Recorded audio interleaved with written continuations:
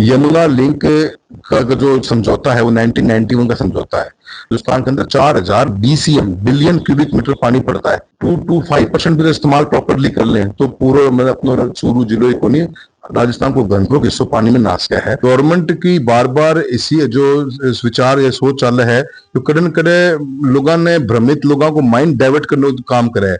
Country में आप रह रहे हैं जहाँ एनवायरमेंट पे आप हाँ अपन एक पॉजिटिव एनवायरमेंट के साथ में डेवलपमेंट ओरिएंटेड वर्क पे फोकस करेंगे तो ही कंट्री जो विकसित राष्ट्र की बात करा हाँ 47 तक की तो ही आगे चल पाओगी। अब किसी को समझ में नहीं आ रहा कि दोबारा डीपीआर की जरूरत क्या है। पहले तेजा वाला हेड से पानी आ रहा था, अब पानी आएगा हथनीकुंड बराज से। क्या कांग्रेस के जब उसमें बीजेपी की सरकार हरियाणा में थी उसके चीफ सेक्रेटरी का और मंत्री मुख्यमंत्री का क्या बयान है वो आपने दिया है, कुछ क्यों बदली आपने डीपीआर? अब सीकर या जयपुर जाने की जरूरत नहीं। सरकारी नौकरी का सपना अब झुंझुनू में ही पूरा होगा। बैंक, रेलवे या शिक्षक भर्ती, हर परीक्षा के लिए यहाँ मिलेगी सही गाइडेंस और बेस्ट फैकल्टी। आधार क्लासेस झुंझुनू, सफलता का सच्चा आधार।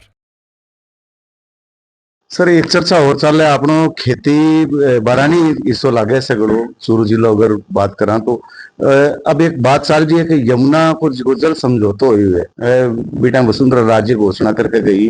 अब भी ये डीपीआर के लिए वे कह रहे हैं कि झुंझुनू जावेगी बा और चूरू को नहीं आवे बिना की बिना निकल जैसी तो भी में कितनी सच्चाई है कथा होगो चूरू का मैंने वास्तव में आओगो पानी यमुना को नहीं आओगो लेकिन कह रहे हैं कि डीपीआर का मैंने चूरू का नाम है तो ये में कितनी सच्चाई है कटी जनता मिसगाइड तो नहीं हो रही है। यमुना लिंक का जो समझौता है वो 1991 का समझौता है। वो 91 का समझौता ये कहता था कि 1 लाख हेक्टेयर जमीन में सिंचाई का पानी देंगे और सीकर जिले को हम पीने का पानी देंगे। 91 की एग्रीमेंट की बात है। और वो पानी कौन सा होगा? वो यमुना का एक्सेस वाटर होगा। एक्सेस वाटर, क्योंकि हमारे यहाँ पे जितना हिंदुस्तान के अंदर 4000 बीसीएम बिलियन क्यूबिक मीटर पानी पड़ता है बरसात में, उसको हम उसका 2 to 5% भी तो इस्तेमाल प्रॉपरली कर लें तो पूरा मतलब अपना चूरू जिलो को नहीं, राजस्थान को घंटों हिस्सों पानी में नाश गया है। वो खेती कस का ये हालत हो जा। राहुल जी थारका भी समय कम है, जल्दी जल्दी 2-4 सवालों के ऊपर बात करांगा आप। एक तो ख्वाजा मोइनुद्दीन चिश्ती अजमेर का मैंने चादर चढ़ान गया डोटासरा जी और अन्य कांग्रेस का नेता तो मैंने रोक लिया गए भी ने क्या देखो मैंने इसके बारे में तो ज्यादा पता को नहीं है पर नेचुरल सी बात यह है कि मैंने सुनने को नहीं पीछे लॉजिक की चीज रही है। गवर्नमेंट की बार बार इसी जो इस विचार या सोच चल रहा है तो कड़न कड़े लोगों ने भ्रमित लोगों को माइंड डाइवर्ट करने का काम करे है। आज अजमेर शरीफ के ऊपर अगर चादर चढ़ाने हमारे अध्यक्ष महोदय जा भी रहे हैं तो उसमें के राजनीति हो सके है मैंने ऐसी चीज को नहीं, पर मैं तो इतना कहूँ कि मैं इन चीजों में ज्यादा वैल्यू देनी नहीं चाहिए और मैं सरकार की एक निंदा ही करूंगा और गवर्नमेंट ने भी इन चीजों से बचना चाहिए कि आप एक आज पूरे जो कंट्री में रह रहे हैं जहाँ एनवायरमेंट पे आप हाँ अपन एक पॉजिटिव एनवायरमेंट के साथ में डेवलपमेंट ओरिएंटेड वर्क पे फोकस करेंगे तो ही कंट्री जो विकसित राष्ट्र की बात करा हाँ 47 तक की तो ही आगे चल पाओगी। के विचार के साथ में करे है के बारे में पूरा पता को नहीं है, पर मैं एक एज ए पर्सनली ये मानूं कि मैं तो इन चीजों की घोर निंदा करूं कि सरकार ने चीजों में इन्वॉल्व ही नहीं होना चाहिए। एक ज्वलंत मुद्दो और है कि 3 विधायकों ने स्टिंग का महीने रिश्वत लेता पकड़े हो गए वीडियो वायरल हो रहे हैं लगातार और लोग तरह तरह की चर्चा भी कर रहे हैं। अभी मैं कांग्रेस का भी नेता है, भी मैं भाजपा का नेता है, भी मैं निर्दलीय भी नेता है, तो राजनीति सर कटा जा रही है कि न जा रही है? देखिए है बहुत दुख चिंता का विषय है ये जरूर और हमेशा से अपन चीज महसूस भी करते आए हैं। अब बचना इससे हर नेतृत्व की का फर्ज होता ही है। हमारे को भी एक बहुत लंबा सफर 35-40 साल से ऊपर राजनीति में हो गए और हमेशा हमारा कभी भी हमने अपना आपको बहुत मेरे ग्रैंडफादर मास्टर दीपचंद जी ने की हमेशा शिक्षा यही थी और उन्होंने वही फादर ने फॉलो करी वही हमने फॉलो करी है।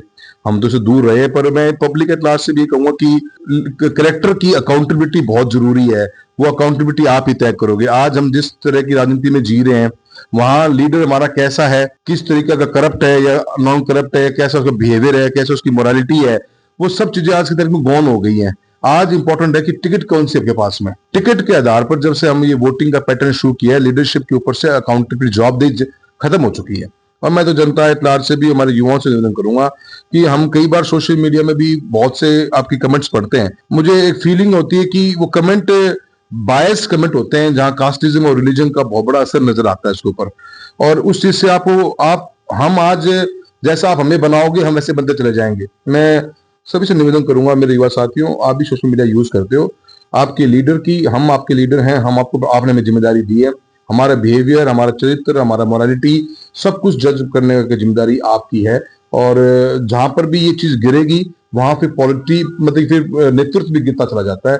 और अकाउंटेबिलिटी लीडर्स की मजबूत रहेगी तो लोग काम करेंगे, ईमानदारी से काम करेंगे, हार्ड वर्क करेंगे, और जितना आप उसको प्रोत्साहन दोगे उतनी ही वो चीज और निखर के सोसाइटी में आएगी।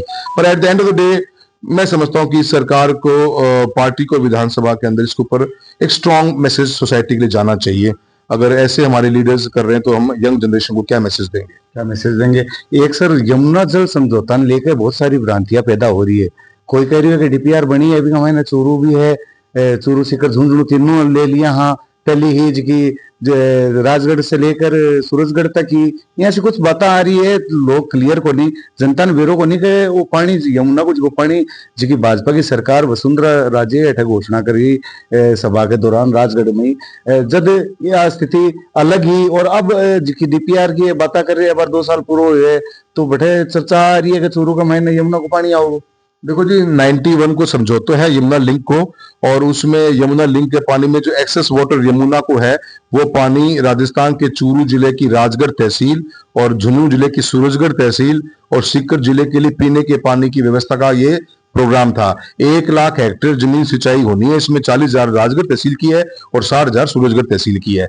ये तेजा वाले हेड से पानी चल के आएगा राजगढ़ तहसील के गोठिया और हास्यावास के बीच में एक 5 किलोमीटर बाई 5 किलोमीटर की डिग्गी बनेगी।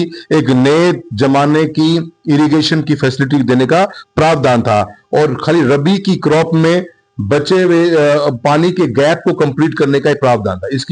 इसका कोशिश कई सरकारों ने, ऐसा नहीं कि आज ही हो रही है, ये पिछले 25-30 साल से श्री श्याम जी ओला साहब भी थे तब भी कोशिश करे थे, गहलोत साहब थे तो भी करे थे, मैडम वसुंधरा जी पिछली बार एक बार बनी उन्होंने भी कोशिश करी, सेकंड टर्म में उन्होंने इसका सर्वे भी करवा लिया, और सर्वे हुआ 22,000 करोड़ रुपए की डीपीआर बनके तैयार हुई। तेजा वाला हेड से पाइपलाइन से चल के पानी राजगढ़ आएगा, फिर वहां से राजगढ़ तहसील और झुंझुनू में डिस्ट्रीब्यूट होने का प्रावधान था। अब नई सरकार बनी है 2023 में, उन्होंने एक नया दिया है। अब वो कह रहे हैं कि हम इसे दोबारा डीपीआर बनाएंगे। अब किसी को समझ में नहीं आ रहा कि दोबारा डीपीआर की जरूरत क्या है। पहले तेजा वाला हेड से पानी आ रहा था, अब पानी आएगा हथनी कुंड बराज से। किसने आइडिया दिया है? गवर्नमेंट भ्रमित करना चाहती है। 2 साल से ऊपर हो चुके हैं, हर चीज रेडी थी, इवन कौन सी फसल बोई जाएगी वो डीपीआर इतनी मोटी है, कौशल जी मैं कभी आपको दूंगा, उसमें पढ़ोगे कि किसान को फसल कौन सी बोनी है, कौन सी फसल के लिए कितना पानी चाहिएगा, एक एक चीज उस डीपीआर में लिखित में थी।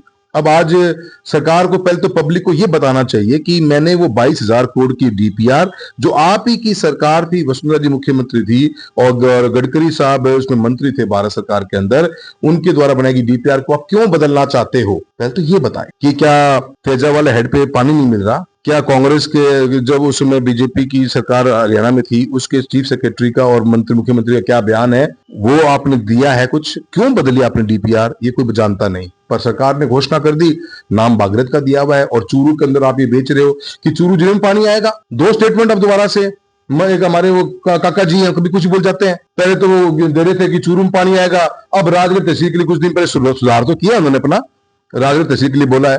91 की डीपीआर, जो हमारा राजगढ़ का चांदगोठी बेल्ट था जहां पे पानी नीचे चला गया, इरिगेशन होती थी, और सूरजगढ़ में बहुत से हमारे कुएं थे, वो दोनों में डार्क जोन होने के कारण उन्हीं एरिया को चुना गया था। अब ये अलग अलग बातें करते हैं, कोई समझता बात को है नहीं, और बेवकूफ बनाने का काम है। 2-2 साल से ऊपर हो चुके हैं, अभी तक डीपीआर बनी नहीं। कब डीपीआर बनेगी, कहां से पैसा आएगा? स्टेट गवर्नमेंट के पास नरेगा का काम निकालने के पैसे तो है नहीं। अभी भारत सरकार ने नया कानून बना दिया ना ये, उसके बाद स्टेट गवर्नमेंट को 40% पैसा देना है। पिछले साल 4800 करोड़ रुपए भारत सरकार ने दिए राजस्थान गवर्नमेंट को, किस चीज के? नरेगा के। अपने 90% की स्कीम था, 90-10 की स्कीम थी, अब स्कीम 60-40 की होगी। स्टेट गवर्नमेंट के पास पैसा तो है क्या? कहां से तो पैसा लेके आओगे? और इस 25,000 करोड़ की स्कीम को आपने 30,000 करोड़ तो पहले कर दिया, साल आपको 3-2 तो हो गए। तो मेरा यह कहना है कि ये सरकार भ्रमित करना चाहती है, और सिर्फ बड़ी बड़ी पिक्चरें बनाकर, पोस्टर्स लगाकर, भागीरथी से नाम देकर पब्लिक इंतजार कर रही है कि कब पानी आएगा। मुझे तो लगता नहीं कि जिस तरीके से सोच लेके चल रहे हैं ये कभी इसको एग्जीक्यूट कर पाएंगे।